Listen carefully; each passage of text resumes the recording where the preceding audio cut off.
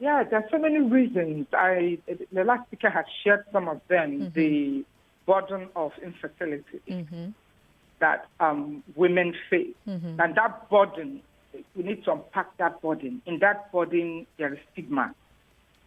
In that burden, there is discrimination. In that burden, there is desperation and frustration. In that burden, there is also psychological trauma, particularly when husbands threaten to marry another wife, or the mother-in-law is threatening to bring another younger wife that can bear children. It comes from different angles. Sometimes it comes from nice remarks from peers, from friends, from church. You can't get admitted. You can't talk in the front of your fellow women. Like, you join some women-only organizations, and the condition for entry is childbirth. So that burden leaves those, or forces those women to explore very extreme options to have a child that they can call their own. So what do? They resort to baby factories, they resort to different kinds of things, adoption through the back door. And there is also the second angle, which is the rough journey that unmarried girls face when they get pregnant, particularly unplanned pregnancies. In some parts of the country, like she mentioned Igbo land, I agree with her, and Igbo, is still looked upon as sacrilegious, as a taboo for a child to have a child outside wedlock. That child does not have as much right as other children born legitimately in their father's houses. I see. Those children, because they also face a lot of stigma. So because of that shame of having a child outside wedlock, unmarried girls that get pregnant are also in the same situation with the women that don't have children. They have to explore very extreme options to cover up their shame, to hide the pregnancy, and to move on. Then the last leg of that we need to look at is the discrimination from the society as a whole. The society here we are looking at the schools, the churches, even the legal system. How does it happen in schools? When a girl gets pregnant, for instance, a young girl in secondary school, she can get expelled for being pregnant in school. The boy continues his education wherever he is, and he can even have the option to deny the pregnancy or the paternity of the child. The other one that comes from the church, I have seen churches that will not baptize children born out of wedlock. I have also seen the third angle comes from society not preparing for unplanned pregnancies. And these things are inevitable. That is why there's a lot of conversation around around abortion as a right. So abortion, is that a solution, is still very controversial. But why people even explore abortion in the first place is because the society does not prepare for unplanned pregnancy. It does not give most women the room for alternatives when they are pregnant. So that means that when a girl is pregnant at a young age, she's thinking of how do I just get rid of the baby and continue with my life. But if the society has systems that enables you to have your child and continue as though nothing has happened, majority of women will never even think of abortion as an option. Okay, so there's a lot that you have both put on the table, and we're going to try as much as possible to unpack them as we go along. But the very first question I need to get out of the way is this, and Sister Jacinta, I want to come to you with this one. If these women who are barren, like you mentioned, or these couples who just want a child, like you mentioned, if they want a child so badly and they cannot have one of their own, why don't they go to an orphanage to adopt a child legally, Sister Jacinta? Yeah, I touched this. I was talking earlier. Yes, you can go to orphanage to adopt a child. But when you come in with the child, the family will discriminate, will not accept the child because it is not your own. The child is not your own baby, your own biological baby. So there is this discrimination. For instance, the child does not have access to the man's property. upon that, and so on and so forth. So yes, the man may now, with will, the father may give maybe some property to his will or something like that. But still, you see people contesting. You see members of the extended family contesting that particular whatever that is given to the baby or the child upon the man's death. So for the fact that it's not your own biological child, you are not accepted in most societies. And so going to baby factory, the essence of going to baby factory is to hide the fact that that baby is not your own. So you want to, for instance, when they are going to baby factories, when the women are going there to patronize such centers, before maybe 9 months to the period, they go to that particular place. They are giving their place to hormonal drugs that we make them exhibit features of pregnant women. I see. So few weeks to 9 months, maybe the gestation period, of course, they will leave their family and get to that particular place, stay very close to the center, so that once the baby is out, they take the baby and they shall come back. So that by taking those hormonal drugs, you see the features of pregnant women. Sometimes they say that even the husband may not even know that you are doing all these things in disguise, that you are really not pregnant. So that is the thing, is that the quest for biological child, the quest for a child that will give you footing in your own family. That is the reason why legal adoption, going to orphanages to get to maybe adopt your may not work. Victoria, are there other reasons why couples do not go the legal route to adopt a child? Yeah, I think she's really summarized it. The other thing is a lot of people still regard adoption as an alien culture. Okay. And that is not true, because if you even read Things Fall Apart by Chinua Achebe, you can read about Ikeme Fulani Okonkwo. That was not his biological child that he raised as his own.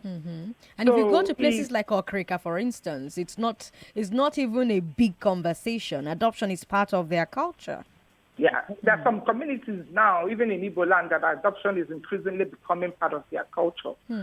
So that is also something that needs scaling up. Okay. The other part is really the honesty. I think there is a religious dimension to it. I discussed this somewhere, and maybe I can mention it here. Okay. Where certain persons, in the name of maybe, what do they call it?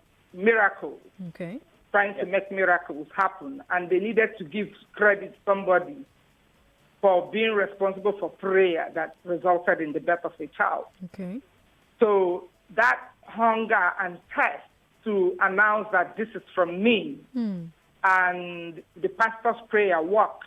Okay. The anointing oil worked. The seed I sowed worked. Okay. So sometimes it can have effect on women to lie about the real source of the baby that they have. I see. Okay. Maybe I may comment. There's something. I don't know. Am I free? Yes. Go ahead, sister. Yes. You see, another reason I think is responsible for this, that contributes to some extent to this, is the fact that, orphanages, we have them, but when you get there nowadays, you see that you don't even have babies to adopt. You see lines of people, names, lines of people waiting to adopt babies. Some have waited for 3-4 years. They have not gotten. The reason being that nowadays young girls that are maybe pregnant, that they want to give birth to their children, they wouldn't want to terminate, maybe abort their babies. You see, they are not eager to go to these acclaimed, or these centers, these orphanages that are known. They are willing to go to baby factories because they know, first, when they get there, they will get the pay. What they will get in terms of, maybe, if I will use the word remuneration, will be higher than what they will get from orphanages. And so They prefer to go there rather than. And so we see people. I have about 3 or 4 people now that are asking me for, because we have an orphanage. Okay. So they have been asking for over 3 years. They have been asking, okay, how do they get? They have not even. We don't have these, babies for adoption. So that's another. And that's a serious one, because that also opens up the conversation. Now, we have to let Sister Jacinta go because she has another engagement. But before you go... We may continue a little. I think I still have about 15 minutes. Oh, fantastic. Okay, great. Now, I have to ask you this, Sister Jacinta. Some people believe that there needs to be more education about adoption, as well as more openness about adoption. We've identified stigma as a problem with why more and more people do not openly adopt and legally adopt. We've mentioned the cultural aspect of the stigma. Some cultures have it stronger than others, but there's also the general idea that the tie between the parent and the child is critical, which brings me to a question for you, Victoria, and it's a question that Sister Jacinta will answer as well. Is there a role to be played here by policymakers? And what's the best way to drive changes in attitude through sensitization? Yeah, of course. For anything to work well and work right, the policy environment has to be conducive. Okay. For that to happen. So there is a place of policy. She rightly mentioned the difficulty to adopt. in adoption. Then the other part is the implementation of the adoption law has been difficult for a lot of people. Okay. So even where you have found a child you want to adopt, the procedures involved and criteria and the procedure involved sometimes are so onerous that it discourages adoption. For instance, the last adoption matter we handled, the woman had divorced her husband, and the reason for the divorce was infertility. Okay. And to comfort herself, she wanted to adopt a child that she could raise when it became clear that it was medically impossible for her to have her own child. So she spent 3 years. She had found a child. It took her almost 2 years to go through the adoption procedure. Okay. So for a mother that is impatient, that needed a child immediately, maybe someone that needed to travel with a child, you can say that the length of time is spent on regularizing the adoption procedure was too long. So that's the place of policy to come in, to ask about what is needed to make this procedure less cumbersome. There is also the requirement for a marriage certificate, for instance, by the adopting couple. Okay. So what does that mean? You have to be married. If you are single, that means you have to be married. So that means that the law contemplates that only couples want to adopt. But there are scenarios, there are instances where just single people maybe don't want that. Maybe because marriage didn't happen and age is setting in and you just want to raise a child. So that is the place of policy. So policymakers need to update our laws to reflect current realities. Yeah, but if we're talking about current realities, Victoria, in other climes, it's also really rare to let single parents adopt.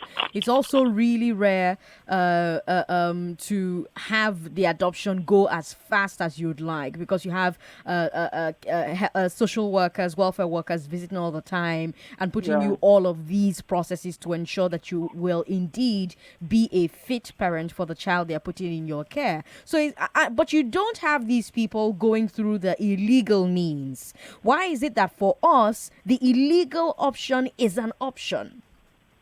Okay, then another thing is if the process is not tempted with corruption. For instance, you have to pay your way to get document A or to get a welfare officer to sign off this or that. Oh, wow. It can be for you to get an adoption order by the court. Yeah. And maybe you needed to get somebody to facilitate the order to get out. Wow. So some of these can really demotivate adopting couples.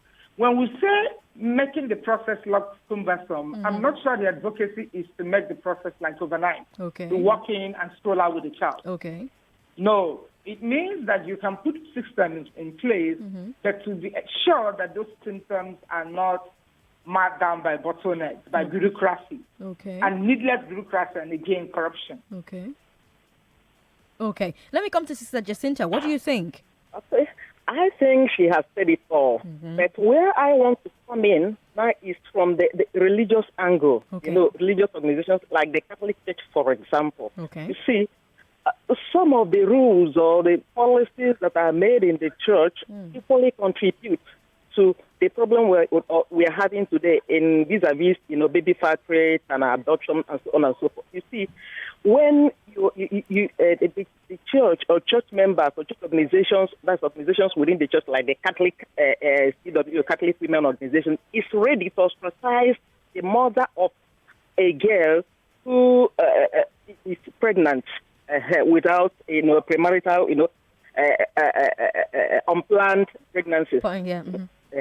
So when a mother of such a girl is being ostracized by the members of CWO and is denied some other rights that she ought to, have in the church because her daughter that she did not send, got pregnant, that's a problem.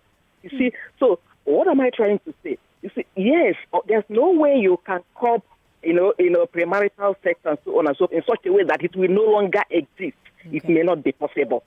So we'll still find girls who, fall prey to this kind of thing and so on and so forth.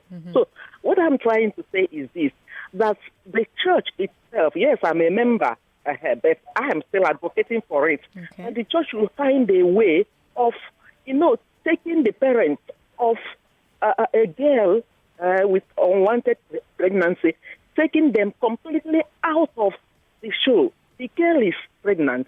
So the consequences of her pregnancy is her own. Yes, they are her parents. But whatever she has done will not prevent her parents from exercising their rights or having the privileges that they also have to be members of the church. And so you see people, actually parents, even supporting their children, their wards, their girls. Their girls that are pregnant. You see them supporting them to hide the pregnancy, either to abort or to go to some of these factories and so on and so forth. But if the parents are not, ostracized, if there are no stringent rules that, stifle a kind of life out of these people in terms of, life activities in the church, there are no such things. I think this will lessen. And when it lessens, you will see a situation whereby a pregnant girl, instead of going to baby factories, will go to orphanages to give birth and then give your babies to the orphanages and then free yourself from that. So what I'm trying to say is that the church itself needs to come in, needs to review some of its rules and some of its policies in such a way that it will be friendly. So while we are talking about the government or at the national level, we probably need to look at at this level the religious angle to it that equally supporting baby factories and so on and so forth. Especially because the religious bodies, whether it be churches or mosques, hold a lot of power, shape a lot of members of the community. So sensitization drives that come through these avenues will probably have more adoption than government efforts. Exactly. I'm enjoying this conversation. I want you to join us as well. You listening at home, give us a call. What do you think about adoption? I want to hear your thoughts because you've heard all the things that Reverend Sister Jacinta Nwaka has said. You've heard the things that Victoria Ibezimoheri has said as well. What do you think about adoption? If you could not have children naturally, would you accept adoption as an option? If your brother adopted a child, would you accept that child as your nephew or your niece? Would you accept that they are the only heir of your brother's property? Why do you think so many Nigerians are uncomfortable with adoption? And why do you think so many couples are put under pressure to have a child? What's wrong with being childless? I really want to hear your thoughts. Also, what are the reasons you think people who want children go to baby factories? Maybe there are other reasons that we've not mentioned today on the show. Now, before I take your calls, we'll take a quick break. Sister Jacinta and Victoria, please stay with me. Don't go away. Don't end the call. We'll take a very quick break and come back to the conversation.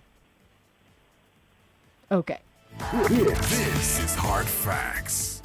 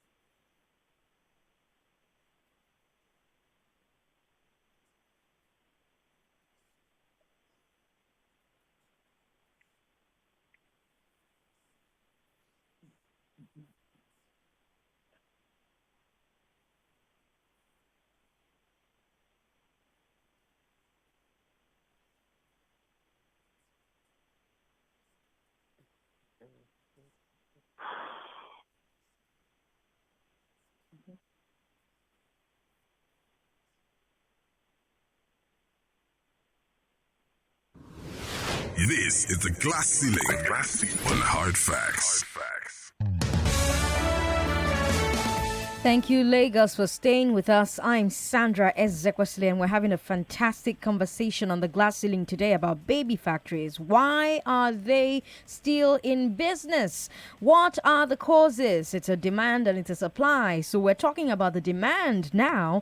And my guests, my awesome guests, have let us understand why there's such a demand that is continuing to sustain this illegal business. I have on the show with me the executive director of Spaces for Change. It's an NGO working to infuse human rights into social and economic governance processes in Nigeria. Her name is Victoria Ibezim Oheri. And my second guest is a Reverend Sister. She's a member of the Sisters of the Immaculate Heart of Mary, IHM, and she's also a lecturer of Nigerian and African history in the Department of History and International Studies at the University of Benin. She's published a lot of scholarly articles, including one about baby factories. Her name is Sister Jacinta Chiamaka Nwaka. And before the break, I was asking you what you think about adoption, because legal adoption is not very accepted, and that's one of the factors driving baby factories. What do you think about adoption? If you could not have children naturally, think about it. You're a mom, you're a dad, and you couldn't have children naturally, would you accept adoption as an option? If your brother adopted a child, would you accept that child as your nephew or your niece? Would you accept that they are the only heir of your brother's property? Why do you think so many Nigerians are uncomfortable with adoption? And why do you think so many childless couples are put under pressure to have a child? What is so wrong with being childless? 012770993. These are our numbers. 012770993, 012771993, 012772993, and 012773993. 012770993 is our number for female callers. So if you want to call us and you're female, you have a speed ticket into the studio. But if you're female or male and you want to try the other numbers, go ahead. 012771993, 2993, and 3993. Austin, hello. Thanks for calling us. Good afternoon. Good evening, Sandra. Good evening. Greetings to your guest. Thank you. You're welcome. Well, I don't have much to say. Rather, I want to beg my fellow Nigerians or parents that are lacking in the areas of childbearing. Instead of going before the public to disgrace yourself by going to a baby factory to get an illegal child, it will be proper for you to go through the normal process of going to any orphanage home to get a child adopted instead of going around, doing all this sort of rubbish. Because but the question I'm asking Austin is, what do you, Austin, think about adoption? Adoption, as long as you do it in a legal way, I don't see anything wrong with it. So, are you a dad, Austin? Yes, I'm a dad. If you didn't have your own natural children, would you consider adoption? I will. Okay. I will consider, even if I don't go for an adoption, I can even use the money to train other children. In times to come, they will equally, if they remember you, God will pay you back. Instead of going back and forth, going before the public, disgracing yourself that you go to the baby factory to adopt an illegal children. It's not proper. Let us do things in a legal way. Austin, thanks for calling to share your thoughts. Lillian is no Coco. Hello, Lillian. Welcome. Yeah, thank you. Yeah. Good afternoon. Good afternoon. Yeah, this is my first time of calling. Yes, thank you for calling us. We love that. Yeah. I want to contribute to the discussion. Yes, go ahead. Yeah, I support 100% adoption. Okay. If you cannot get pregnant, even within a year or 3 years, I think you should adopt. Okay. Because that will give you a sense of belonging. That will cool your nerves. That will make you feel at home and it will make you to have your own children. Okay. Because when you are not having a child, you will be tensed up. But the presence of a child, no matter how it comes, even if by adoption or you gave birth, it doesn't really mean. You go ahead and adopt and have a baby at home instead of having the problem, wearing a moody face here and there and making yourself sad. But Lillian, why do you think so many Nigerians are uncomfortable with adoption? Maybe because of what the guest mentioned there. Maybe people want people that are biologically related to them. But how the mother and child or parents and child relationship does not only it's not only by blood. By blood. It's not only by blood. Whether you adopted the baby or you don't, the child is yours. And there's another thing is the way we parents, the way we take it, because you yourself as a mother or the people who are adopting the baby, the way you take that baby, the way you present that baby to your family, will determine how the family will welcome that child. You understand? Because some people, when they are adopting, they will be hiding it. You don't need to hide it. Let them know that you are happy with what they are doing. If they know that you are happy with what they are doing, you are not hiding it, you are not shy, people will embrace that child and take that child as their own. Are you getting me? Yes, I understand you. Lillian, thank you for calling to share your thoughts. Yeah, welcome. All right, our last call is from Adera. Adera is in Oshodi. Hello, Adera, welcome. Good afternoon, Sandra. Good afternoon. What do you think of adoption, Adera? Sandra, my sister, I am from Benue State. I'm T by tribe. Okay. Our culture does not accept adoption. Yeah, personally, if I don't have a child, I will never adopt. Why? What does not belong to me, I will never eat it. I can't, take someone's blood. In my community, if I want to help I'll go to the village and pick up a child from either my brother or my sister to assist to come and stay with me, and I will sponsor that child. But for me to adopt, for me, I will never. Adero, thank you for calling. I will never. Yes, and I will being never. honest It does with not happen us. in our community. Okay, all right. Thanks for calling and being very honest with us, Sister Jacinta. I wonder what you think about Adero and his opinion about adoption. Yeah, that's it. And I thought that's going to the extreme. You see, yes, he makes mention of culture, that it is not acceptable in their own culture, in where he comes from, the seeds, and so on and so forth. But yes, that's once your culture. But we know that culture sometimes is not static. You can nowadays with modernization, with globalization, exposure, and so on and so forth. I think that such culture that should maybe something needs to be done. Something needs to be done there. Victoria, what do you think? Yeah, two things that he said. The first one is that is unacceptable in his culture. Yes. And he was quite frank, and I appreciate his frankness. That's right. And I have to tell you, that frank opinion that he just expressed is actually the predominant opinion. That's right. That's right. So a lot of people might not speak on radio, but in their heart, they might not even tell their wives. That is what they would do. So I like that honesty in voicing that out. But the unacceptability is actually where the problem comes. I would have loved to ask him if he found out tomorrow that it is medically impossible for him to father a child, what would he do? You know what would happen? What? To a man in that scenario? What? That unacceptability flows from the assumption that I am fertile. I must have children of my own.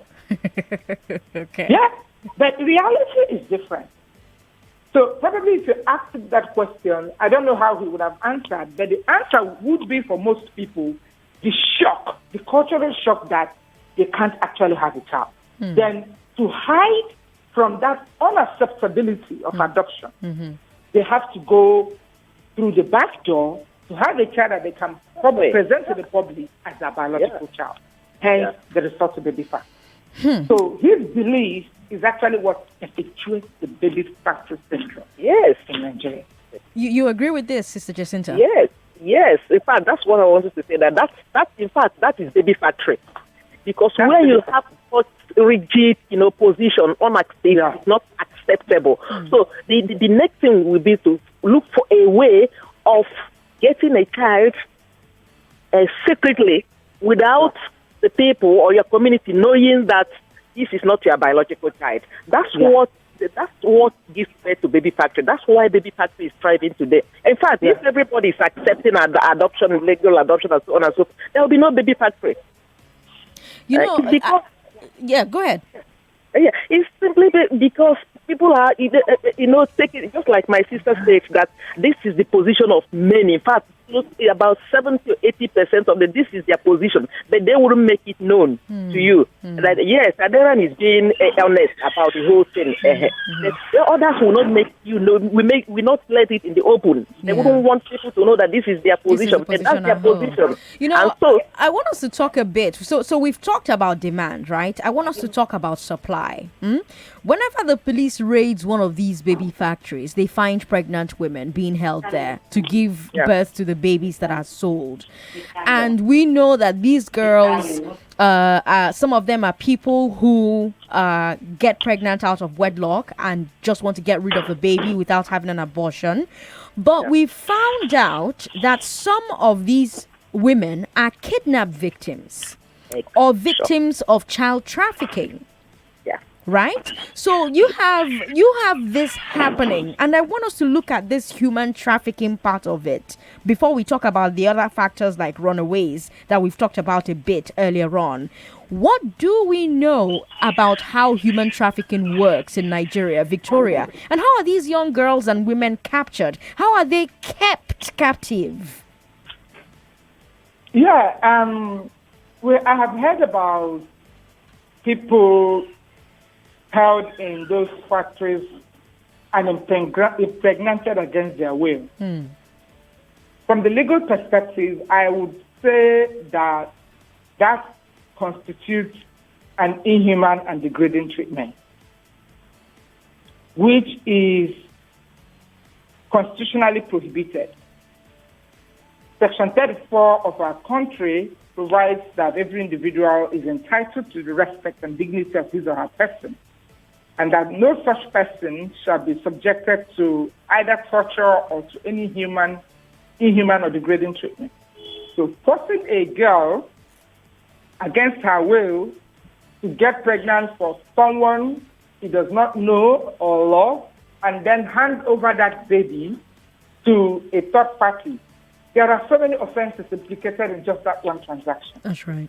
Constitutional infraction, sexual assault, which sometimes, if it can be interpreted as rape, which attracts, I think, a 14-year penalty or sentence or imprisonment. Then apart from that, there is also battery. There is also by holding her against her will. Exactly. That is also abduction. So you can see the stream of offenses that are involved, not even to mention NAPSIP laws on trafficking. So anybody that finds himself in that situation should please take steps to approach a lawyer to access legal aid from either a private lawyer, a non-profit organization, or public service defender institutions, like Office of the Public Defender, who can give them access to legal representation to challenge such violations in the courts of law. Sister Jacinta, let me come to you. In your research, because I read your paper, in your research, how are these young women, the ones who are kidnapped, how are they captured? How are they kept captive? You see, the general notion is that baby factories, there are people that are sustained by runaway girls and so on and so forth. But when you look at, from my research, as you said, you find out that really, in fact, those that how do I put it now? The girls that actually run away from their homes to baby factories are few, up to 30% of them, sustain the factory. So those factories, about 8 or 9 of them that, I analyzed in my work, you see that most of them, about 8 of them, have been, sustained by people that are forced, or ladies or girls that are forced to be in that center. Yes, not only those that willingly, go there to the center to deliver their babies. No. And you also find another dimension to it. You see, whereby in some factories, you see that the owners of those factories will employ a man or men that will be impregnating, women that they adopt. So raping them and impregnating them. Exactly. In another instance, you see, whereby those that run away from their homes, they get to the baby factories, they deliver, then after delivering, they will not be allowed to leave. They will want to leave, but they will not be allowed to leave the center. They will be kept there, and then somebody will get them impregnated again. They stay there to give birth. So that's another angle to it. Then you see also where women willingly, there are some, maybe due to poverty or whatever, willingly go there. Because of how much they will make. Because of what they expect to get. But eventually, after delivery and so on and so forth, you see that which they were promised to be given, that they do not get them from the owners of these factories. And that's why sometimes you have grievances, and some of them that were interviewed after discovering some of those sensors, you see them, arguing that or complaining that they were, kept there, that it was not their wish to be there, and so on and so forth. Some of them actually will go there on their own to, get something to give birth to babies and give them and get their money from them, and so on and so forth. Now, how are they kept there? So, I mean, they're kidnapped, they're brought there, and you get pregnant the first time. But how are they kept in these places? Because I know that some of these women are lured with promises of job offers in bigger cities, right? Some of them, once they're brought to the new town, they now hold them against their will. But how do you keep them there For those who are there against their will, Sister Jacinta. No, they threaten them. Some of them, sometimes they will deprive them of their means of communication. For instance, their mobile phones. Okay. They will deprive them of these phones, or in some cases, they will pull out the SIM cards and then give them new ones, such that they wouldn't have, they wouldn't be in contact with their people, or with those that they may complain to. So they try to do everything possible to make sure that they are not in communication with extents. Okay.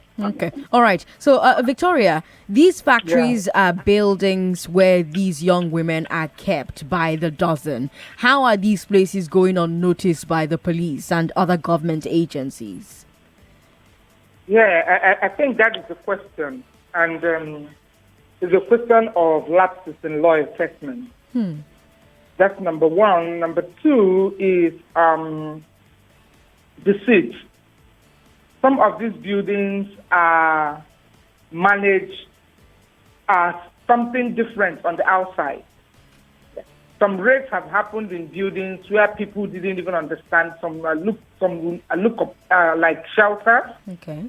Some are run like shelters. Some are run like real orphanages. Okay. Some are run like charitable institutions. Some are, there's always like a veil of legitimacy in front that takes public attention away from those buildings. Some are just run like people's homes.